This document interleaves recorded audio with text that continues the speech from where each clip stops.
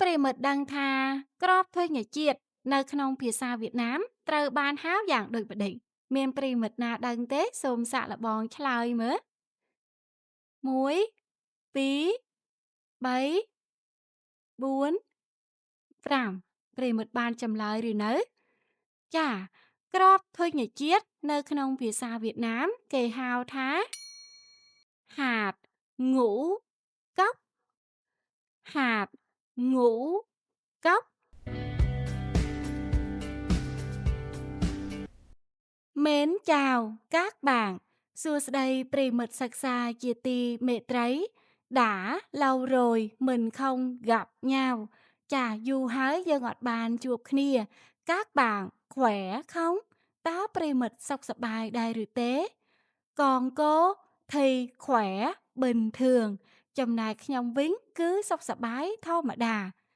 Nhân dịp Tết trôi năm thay, Tết cổ truyền Khmer năm 2026 ក្នុងឱកាសបុណ្យចូលឆ្នាំថ្មីប្រពៃណីជាតិខ្មែរឆ្នាំ2026 Cô chúc tất cả các bạn trên khắp mọi miền ចាខ្ញុំសូមជូនពរប្រិយមិត្តទាំងអស់គ្នានៅគ្រប់ទិសទី trên khắp mọi miền បានន័យថានៅគ្រប់ទិសទី có sức khỏe tốt có sức khỏe tốt miễn សុខភាពល្អ tiền vô như nước tiền vô như nước lưới hồ chốt đổi tực và ước gì được đó và ước gì được đó ហើយប្រាថ្នាអ្វីក៏បានដូចបំណង Các bạn nhớ bình luận đều ước của mình ở dưới video nha.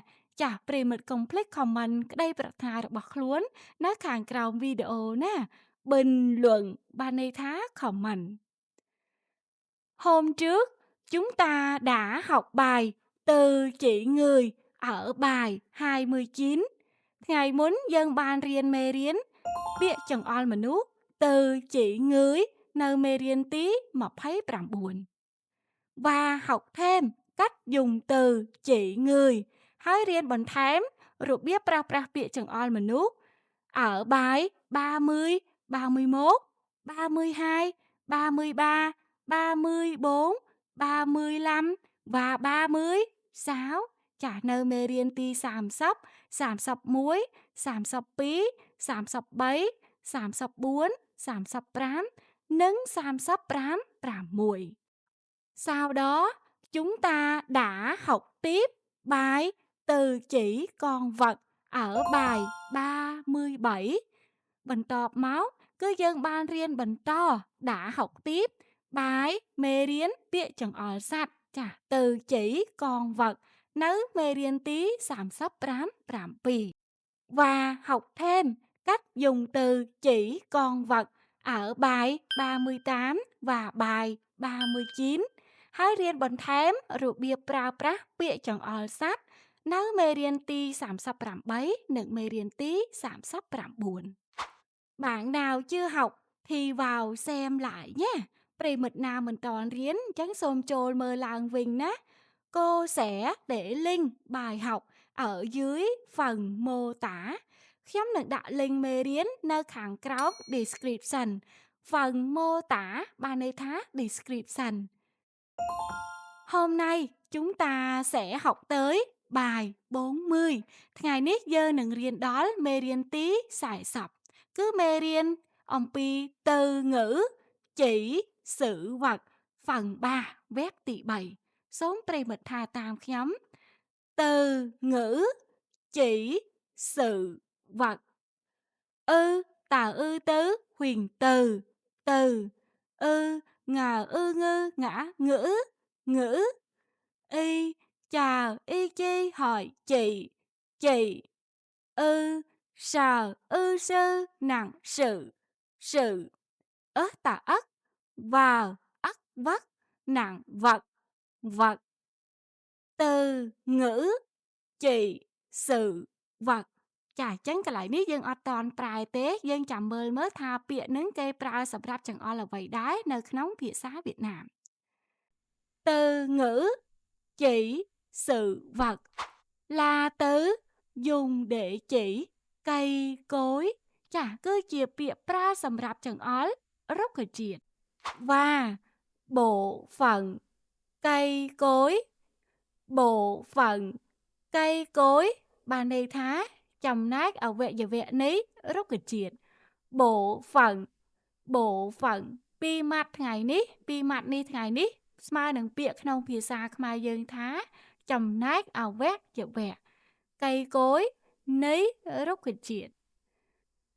trong tiếng Khmer gọi là ក្នុងភាសាខ្មែរហៅថាពាក្យចង្អុលរុក្ខជាតិអញ្ចឹងតើពាក្យចង្អុលរុក្ខជាតិនៅក្នុងភាសាវៀតណាមមានអ្វីខ្លះយើងចូលទៅសិក្សាទាំងអស់គ្នា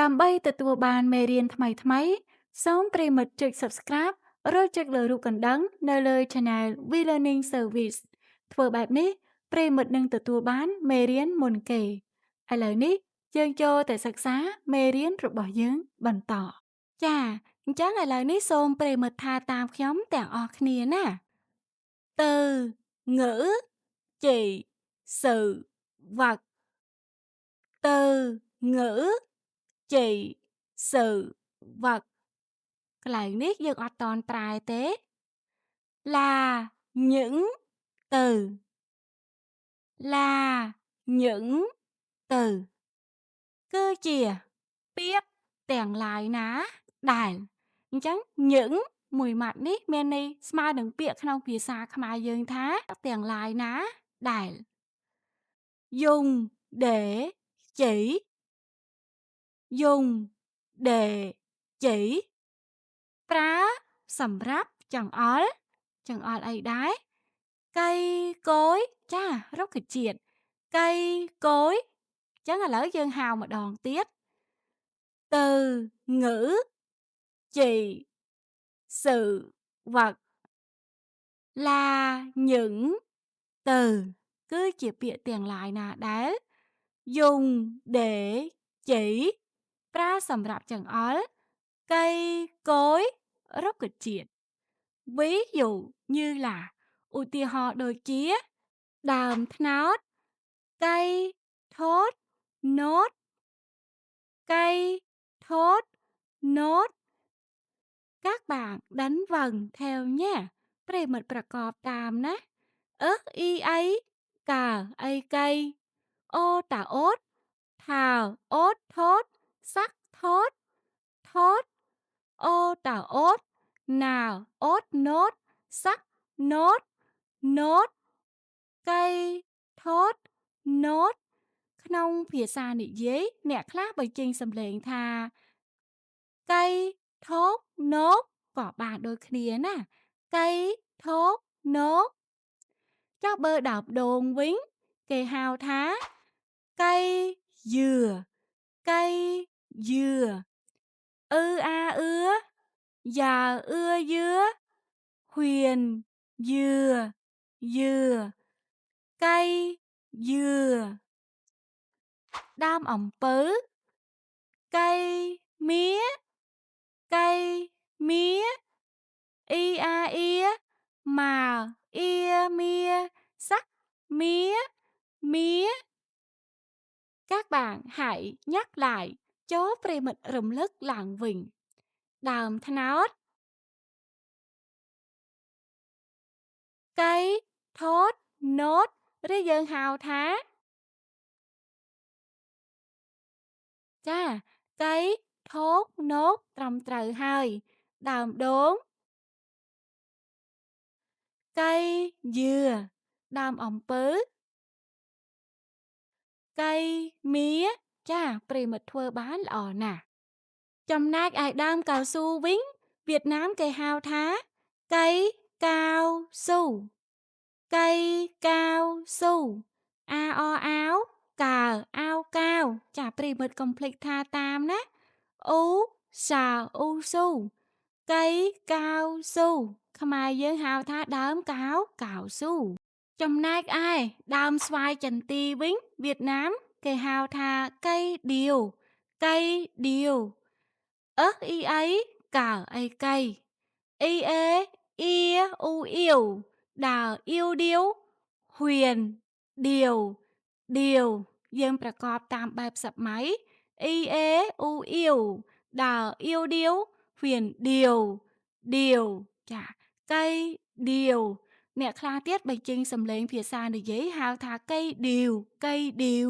ក៏បានដូចគ្នាដើមស្វាយចន្ទីនៅប្រទេសវៀតណាមមានឈ្មោះពីរឈ្មោះមួយនឹងក៏គេស្ដាប់បានហើយនៅឈ្មោះមួយទៀតក៏គេស្ដាប់បានដូចគ្នាបានន័យថាដើមស្វាយចន្ទីគឺគេហៅថាcây đào lộn hột cây đào lộn hột ចាប្រិមិត្តប្រកបតាមខ្ញុំណាa o áo ដើរ ao đao ហួៀន đào đào ô là ôn là ôn lôn nặng lộn lộn ô tà ốt hờ ốt hốt nặng hột hột cây đào lộn hột ភាសានិយាយយើងបញ្ចេញសំឡេងថា cây đào lộn hột cây đào lộn hột ចាចុះបើដើមស្រូវវិញវៀតណាមហៅថាដូចម្ដេចដែរមានប្រិយមិត្តណាដឹងទេប្រិយមិត្តសាកឆ្លើយមើលcâyអីដែរចាអញ្ចឹងឥឡូវខ្ញុំនឹងបង្ហាញតែម្ដងគឺcây lúa cây lúa ដើមស្រូវប្រិយមិត្តប្រកបតាមខ្ញុំណាcác bạn đánh vần theo cô nhé u a ua u a ua là ua lua sắc lúa lúa cây lúa cây lúa ដើមស្រូវ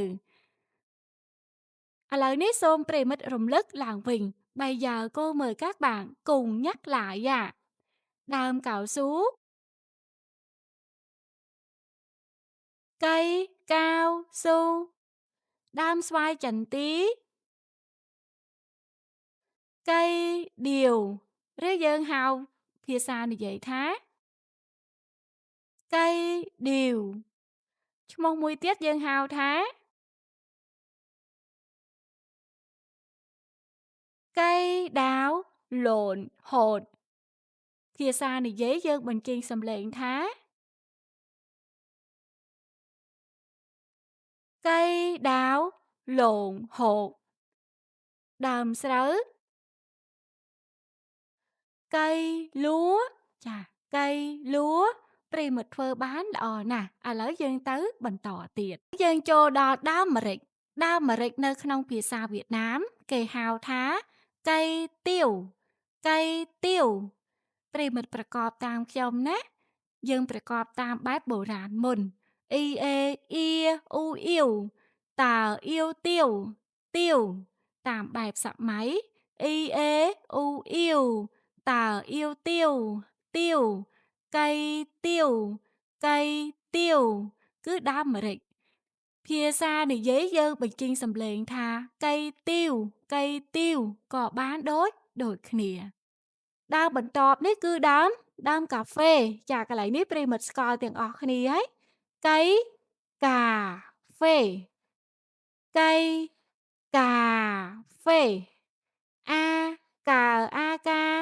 huyền cà cà ê phờ ê phê phê អំហ្វាមួយនេះក្នុងភាសាវៀតណាមយើងហៅហ្វាក៏បានឬហៅផើយើងបន្លឺថាផឹសផើហ្នឹងក៏បានដែរcây cà phê ឬcây cà phê ហ្នឹងក៏គេស្ដាប់បានដូចគ្នាចំណែកឯដើមលម៉ើវិញដើមលម៉ើវៀតណាមហៅថា cây trà là cây trà là ប្រិយមិត្តប្រកបតាមខ្ញុំណា các bạn đánh vần theo cô nhé a trà a cha huyền trà trà a là a la huyền là cây trà là cây trà là đám là mờ vân lắc nựng lạc còn cây bắp chà nợ đờm bột á cây bắp cứ đào bột hầu hết chúng ta ai cũng biết đến cây bắp. Chia tu tứ, giới đại na có score đậm bột đại. Các bạn nhớ nha, pre bật chầm nằm nhé. Người miền Nam Việt Nam gọi là cây bắp. Phía xa này giấy hào tha cây bắp.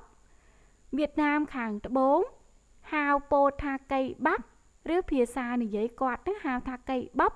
Nhưng được được ớt bà ốc bắp sắc bắp, cây bắp bạp nặng.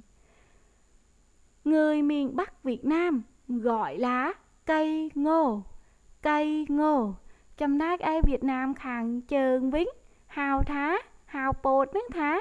Cây ngô cứ đáp đạm bột. Xôm pre mật trùng lực làng vĩnh mà đòn tiền. Bây giờ cô mời các bạn cùng nhắc lại. Đamaric, cây tiêu. Phía xa nị giấy. Cây tiêu. Đam cà phê. Cây cà phê. Đam là má. Cây trà là. Chầm nạc ai đồng bốt Việt Nam hào thá. Cây bắp. Rư có hay là cây ngô. Chà, pre mật thơ bàn lò ná.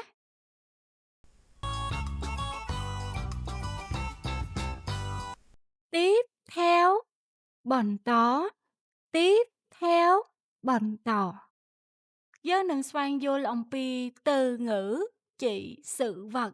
Nơi khăn phía xa Việt Nam đai chìa bịa tiền lái. Prao xâm rạp chẳng ól. Chầm nách ở vệ dư vẹt ní rục chiết mà đòn vịnh. Xóm pre mật tha tam nhóm. Từ ngữ chỉ sự vật. Từ ngữ chỉ sự vật là những từ. Là những từ. Cứ chìa biết tiền lại nà đáy. Dùng để chỉ. Dùng để chỉ. Prá sầm ráp chọn ở. Bộ phận cây cối. Bộ phận cây cối. Chà, chầm nát ở vệ dầu vét. Ní rút kịch triệt. Ví dụ như là ụ tì hó đối chuyện. Nụ. Nụ. Mene thạc đốc. Chà, xôm pre mật pra có. Các bạn cùng đánh vắng. U, nào, u nu, nặng, nụ, nụ. Cái đọc. Cà vĩnh. Giờ miền biết. Hoa. Hoa. O á. Oa. Hào. Oa. Hoa. Ho á. Hoa. Cứ cá đấy. Mình mến pha thế mình mến ông phơ. Khiol phơ đấy cứ khiol hơ. Ông hà á. Được ho dừng chẳng. Hoa. Hoa. Cá. Cho bực đọc cá kì hào thá. Nụ hoa. Nụ hoa. Chả đôi khmai dừng đại. Bịa plái nông phía xa Việt Nam. Việt Nam khẳng tự 4 hào thá. Trái. Trái. Pre mật tha 8 hayประกอบตามคำน่ะ A, I, ái. Chờ, ai, trai. Sắc, trái. Trái. Việt Nam khẳng chớn cây hào plai thá. Quả. Quả. A. Quả. A qua. Hỏi. Quả. Quả. Chả cứ plai. Chắc bờ sân chỉ pre mật an ai cả xa. Đây sở xe đòi Việt Nam khẳng chớn cứ plai nâng kê prao bịa quả. Bơ pre mật an ai cả xa sở xe đòi nẹ Việt Nam khẳng bồn vĩnh bịa plai nâng. Việt Nam cứ dân khơi bịa trái. Trái mùi nỉ vĩnh. Chẳng đây tẻ mùi tê. Còn tẻ tha đồng bọn cọt nỉ dùng prao bịa quả. Đồng bọn cọt mùi tiết tớ. Nỉ dùng prao bịa trái. Rư. Rư Việt Nam hào thá. Rễ. Rễ. E. R. E. Rê. Ngã. rễ rễឬដល់ពេលស្លឹកវិញឡាឡាមិនមែនឡាទេគឺឡាអាឡាអាឡាសាឡាឡាស្លឹកដល់ពេលមេឃវិញយើងហៅថាកាញ់កាញ់អាញ៉ាអញកាអញកាញ់ហ៊ានកាញ់កាញ់បើយើងហៅតាមភាសានិយាយមានសំឡេងថាកាន់កាន់ចាvâng vâng lắc nựng lạ các bạn hãy nhắc lại cho pre mình rùng lức làng vịnh đốc nù nù cá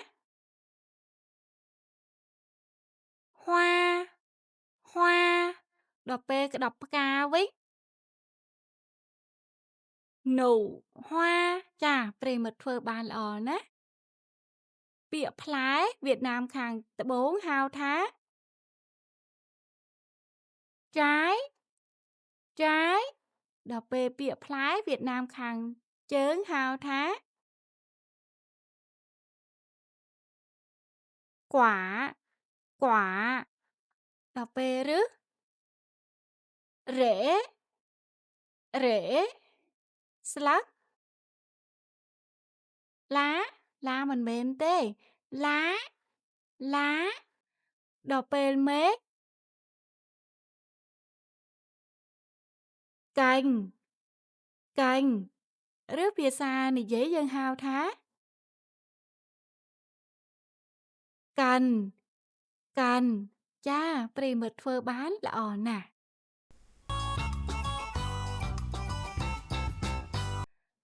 ដើម្បីជួយឲ្យប្រិមិត្តចងចាំមេរៀនកាន់តែល្អជាង để giúp các bạn nhớ bài tốt hơn nhớ bài ចងចាំមេរៀនឬយើងហៅថាចាំមេរៀន tốt hơn ល្អជាង bây giờ thì cô sẽ làm ví dụ ឥឡូវនេះគឺខ្ញុំនឹងធ្វើឧទាហរណ៍ sẽ làm ví dụ នឹងធ្វើឧទាហរណ៍ về bộ phận cây chuối អំពីចំណែកអវយវៈនៃដើមចេក là một loại cây trồng là một loại cây trồng គឺជាប្រភេទដំណាំមួយ rất phổ biến rất phổ biến ដែលពេញនិយម ở Campuchia នៅ Campuchia là một loại cây trồng rất phổ biến ở Campuchia ស្លឹកចេកយើងហៅថា lá chuối ប្រិមិត្តកុំភ្លេចថាតាមខ្ញុំណា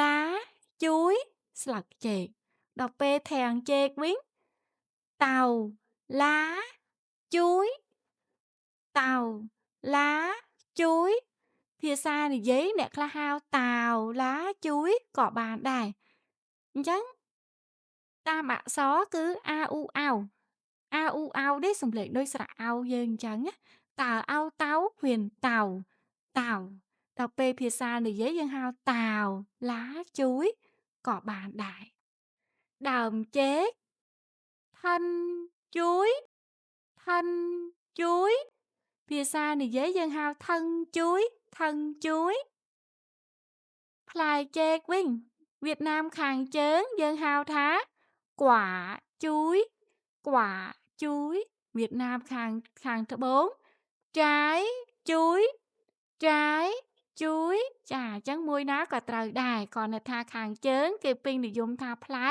គេនិយមប្រើពាក្យ quả ដល់ពេលអ្នកខាងត្បូងវិញពាក្យផ្លែគេពេញនិយមថា trái ចាត្រយូងចេកនេះពេលទៅផ្សារយើងចង់ថាបងអើយមានលក់ត្រយូងចេកទេchị ơi có bán gì មានលក់អីដែរ chị ơi có bán hoa chuối hay là ឬក៏ bắp chuối không ចាបងមានលក់ត្រយូងចេកទេតាមពិតទៅ hoa chuối hoa chuối នេះដែលមានន័យថាត្រយូងចេកពាក្យនេះគេប្រើច្រើននៅក្នុងឯកសារសរសេរដល់ពេលយើងទៅផ្សារវិញណា khi mà mình đi chợ nha cứ kề pin thì dùng prao biết thì người ta phổ biến dùng từ bắp chuối chà bắp chuយគឺត្រយូងចេកអញ្ចឹងពីរហ្នឹងមួយណាក៏ត្រូវដែរមួយគេសរសេរក្នុងឯកសារមួយទៀតគេនិយមប្រើក្នុងការនិយាយការសរសេរហ្នឹងក៏មានដែរ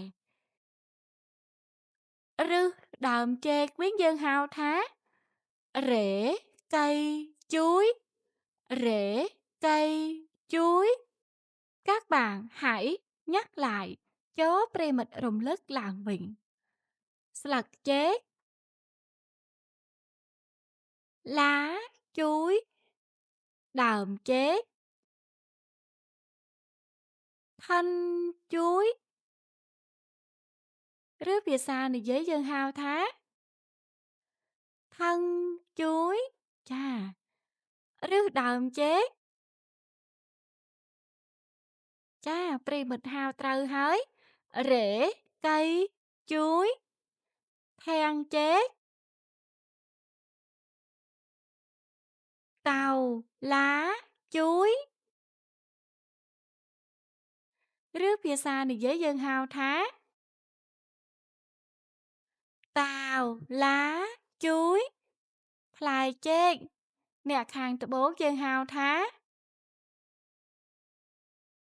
trái chuối tam nè khang chân Việt Nam hao thá quả chuối rồi dùng chẹt vính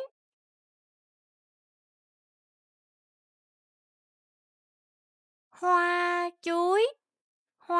chuối chà tam ai cà sa sò xế bắp chuối bắp chuối cứ dân ពេញនិយមប្រើប្រាស់ក្នុងការនិយាយក្នុងការសរសេរក៏មានខ្លះៗដែរអញ្ចឹងអំពីចំណែកអវយវៈនេះដើមចេគឺយើងមានតែប៉ុណ្្នឹងទេប្រិមិត្តកុំភ្លេចកត់ត្រាទុកនិងបកប្រែទុកក្នុងសៀវភៅផងណាvề bộ phận cây chuối thì mình chỉ có bao nhiêu thôi. Các bạn nhớ ghi lại và dịch lại để học nhé. Đầm bay riêng nè. ឥឡូវនេះយើងមកស្វែងយល់អំពីបណ្ដារុក្ខជាតិដោយភាសាViệt Namទាំងអស់គ្នា Bây giờ mình sẽ cùng nhau tìm hiểu về các loại cây cối bằng tiếng Việt. Chà, bằng tiếng Việt ấy, đôi phía xa Việt Nam rêu dương hào thá chia phía xa Việt Nam.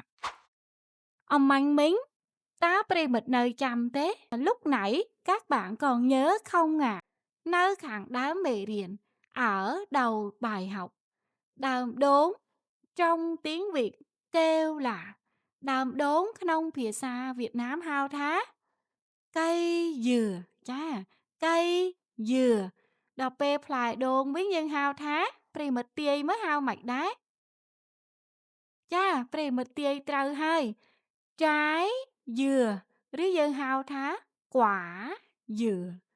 Trái dừa hay mình gọi là quả dừa phải đồn. Đàm xoài chỉnh tí. Cây điều.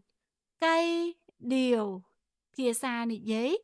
Cây điều. Cây điều. Đọc bê plai viêu vính. Premit tiê mất. Chà, Premit tiê trầm trầu hơi. Nụ cứ. Đó là trái điều. Trái điếu hay là quả điều. Quả điều. Phía xa này giấy. Trái điều. Quả điều. Chà, plai xoái chánh chẳng tỷ. Mời các bạn nhắc lại số Premit rùng lực làng vính.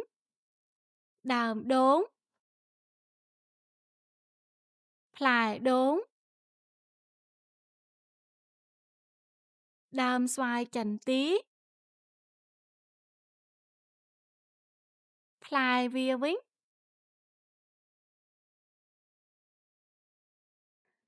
Nhóm hao lăng viết mà đòn tiện. Cây dừa, đàm đốn. Trái dừa, quả dừa, phải đốn. Cây điều, đàm xoài chần tí. Trái điều, quả điều, phải xoái chần tì. Hao tam phía xa địa dế. Cây điều, trái điều, quả, điều.ចំណែកដើមនេះវិញតើប្រិមិត្តមើលស្គាល់ដែរឬទេ? Còn cây này các bạn nhìn quen không ạ? ប្រិមិត្តមើលស្គាល់ទេ? Nhìn quen không ạ? គឺជាដើមlà mờ, là cây trà là,ដើមlà mờ. Còn trái của nó mình kêu là ចំណែកផ្លែរបស់វាយើងហៅថា trái trà là hay là ឬក៏ quả trà là.ខាងក្រោមនេះយើងមានដើម ở dưới đây thì mình có cây, គឺយើងមានដើម cây đu đủ,ដើមlà hồng, cây đu đủ, ដើមlà hồng. Trái đu đủ, ផ្លែ là hồng, hay là quả đu đủ, ឬក៏ quả đu đủ có ផ្លែ là hồngដែរ. Mời các bạn nhắc lại, សូមប្រិមិត្តរំលឹកឡើងវិញ ដើម là mớ, ផ្លែ là mớ, ឬក៏ ដើម là hồng, ផ្លែ là hồng.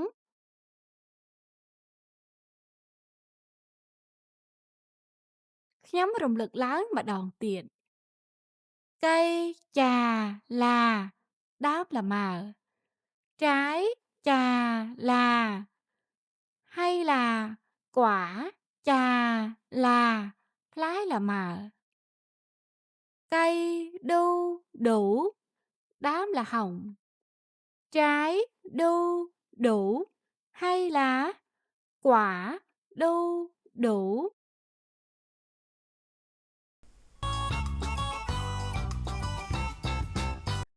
បន្តមេរៀនថ្ងៃនេះ គឺយើងនឹងស្វែងយល់អំពីបណ្ដាប្រភេទគ្រាប់ គឺគ្រាប់ដំណាំ ជាភាសាViệt Nam. Tiếp theo bài học ngày hôm nay thì chúng ta sẽ tìm hiểu về các loại hạt cây trồng nhé các bạn. Hạt cây trồng crop đầm nắm bằng tiếng Việt, chia phía xã Việt Nam. Crop sấu, hạt lúa, a tờ át, hờ át hát, nặng hạt. Phía xa này dễ dân hào tha hạ cỏ bàn. Chắn crop sấu, hạt lúa. Đọc bề crop ẩn cò vính, hạt gạo, a o áo, g ao gao, nặng gạo. Ní tri mịch bạc mót hay rùm nhỏ cò má. G ao gao, nặng gạo. Hạt gạo. Phía xa này dễ dân hào ta hạt gạo. Crop ẩn cò. Lỡ tri mịch tha lang vính. Crop sớ. Crop ẩn có. ខ្ញុំរំលឹកឡើងវិញ ហាលួ គ្រាប់ស្រូវ ហាហ្គាវ គ្រាប់អង្ករ ចំណែកឯគ្រាប់ម្រេចវិញ គ្រាប់ម្រេច វៀតណាមហៅថា ហាទៀវ ចាតាមអក្សរ ហាទៀវ ភាសានិយាយ ហាទៀវ crop mà rịnh. Hạt này hạt gì? Các bạn nhìn quen không ạ? Chả crop ní crop ấy đấy. Primit mơ từ school đấy. Là hạt điều. Chá crop xoái chánh. Chẳng tì. Hạt điều. Phía xa này dễ dân hào thá. Hạt điều. Crop xoái chẳng tì. Mời các bạn nhắc lại.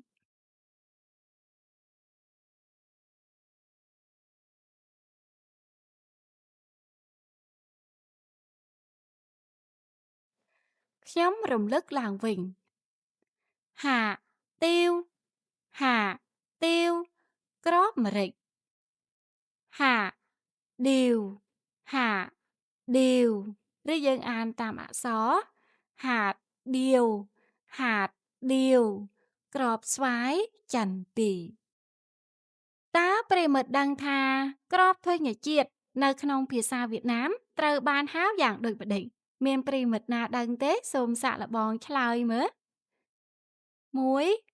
2 3 4 5ប្រិមិត្តបានចម្លើយឬនៅចាក្របធញ្ញជាតិនៅក្នុងភាសាវៀតណាមគេហៅថាហាតងូកោកហាតងូកោកអូងើអូងូngà ngũ ngũ ô cà ốc cóc sắc cóc cóc hạt ngũ cóc ប្រិមិត្តចំណាំចាំ3ម៉ាត់នឹងតែម្ដងមានន័យថាក្របធញ្ញជាតិអញ្ចឹងក្នុងក្របធញ្ញជាតិនេះយើងឃើញមានអីក្របស្រូវសាឡីវៀតណាមគេហៅថាលួហាលួម៉ាត់ហាលួម៉ាត់ក្របស្រូវសាឡីដល់ពេលក្របពោតវិញក្របពោតគេហៅថាអីហាបាប់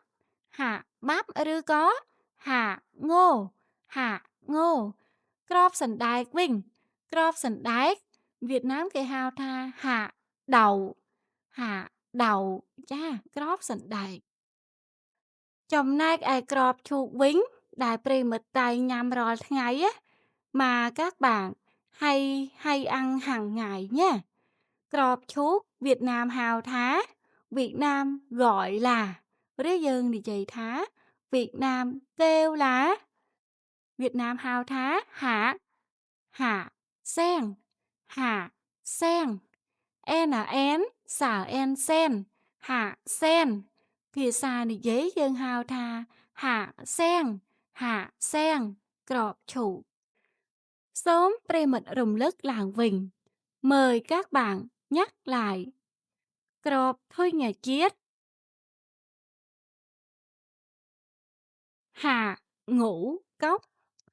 Crop srơ xả lấy. Hạ lúa mặt. Crop bốt. Hạ bắp. Hạ bắp. Đọc bề crop sẵn đại vĩnh. Hạ đậu. Hạ đậu. Crop chúc. Hạ sen dân hào tam ạ xó hạt sen chả sen được dân xâm lệnh sen on lễ mê này thạp nhà sen mùi nâng ấy tam ạ xó phía xa này dễ dân hào sen chù á hạ sen crop chù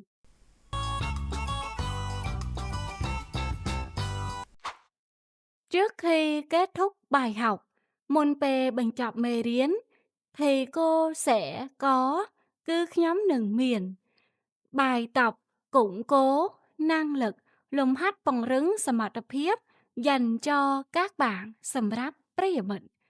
Trước khi kết thúc bài học thì cô sẽ có bài tập củng cố năng lực dành cho các bạn. Môn pê bình chọn mê riến cứ nhóm nừng miền lùm hát bằng rứng sầm mặt hiếp sầm ráp prey mệnh. Bài tập hôm nay gồm có 4 câu hỏi như sau. Lùm hạt ngày ní rùa miến 4 sầm nùa gồm có 4 câu hỏi như sau đối tỏ tự. Câu hỏi thứ nhất sầm núa tì muội ở Campuchia. Ta nơi Campuchia người dân rồi chia chốn thường trồng tan đâm những cây trồng nào đồng nắm ná khả và đòn tiết ở Campuchia người dân thường trồng những cây trồng nào tá nơi Campuchia rồi chia chốn tan đắm đồng nắm ná nà khả câu hỏi thứ hai sùm nụa tí bị người ta kế rứa bụa kề. Trồng cây chuối. Trồng cây chuối. Đắm đợp chệt. Để đầm bấy rư sầm rắp. Thu hoạch. Thu hoạch.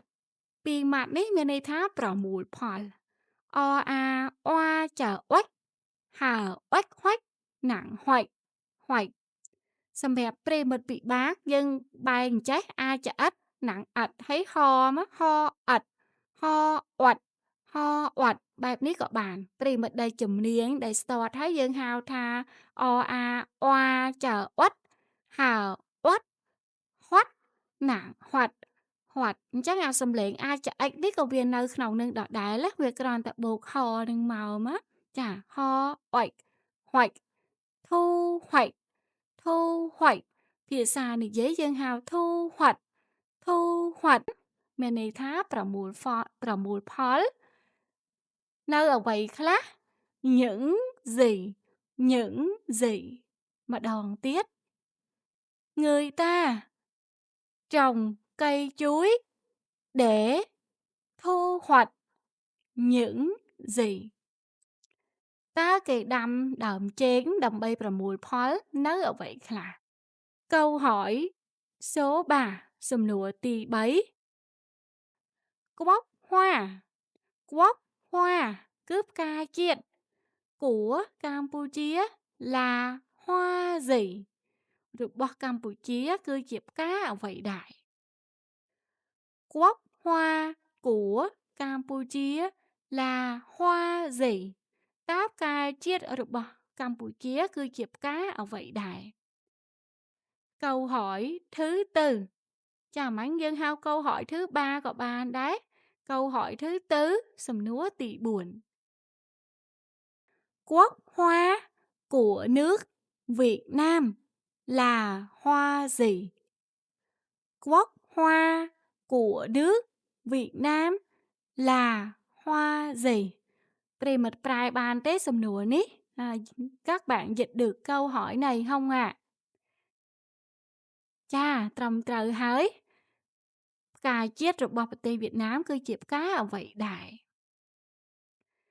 các bạn hãy bình luận câu trả lời ở dưới video nha ចាចូលប្រិមិត្ត comment ចម្លើយនៅខាងក្រោមវីដេអូណា cả 4 câu trả lời luôn ạ ចាចម្លើយទាំង 4 តែម្ដង cô sẽ dễ kiểm tra và sửa cho các bạn ខ្ញុំងាយស្រួលពិនិត្យនិងកែឲ្យប្រិយមិត្ត bài học của chúng ta đến đây là kết thúc rồi មេរៀនរបស់យើងត្រូវបានបញ្ចប់ហើយ chúng ta sẽ gặp nhau với mình chuột khía ở các bài học sau nữa nhé នៅមេរៀនក្រោយៗទៀតណា để nhận được các bài học mới ដើម្បីទទួលបានមេរៀនថ្មីៗ mọi người hãy nhấn nút đăng ký kênh và nhấn chuông សូមអ្នកទាំងអស់គ្នាចុច subscribe channel រួចចុចទៅរូបកណ្ដឹង cảm ơn các bạn đã chú ý lắng nghe và theo dõi សូមអរគុណប្រិយមិត្តដែលបានយកចិត្តទុកដាក់ស្ដាប់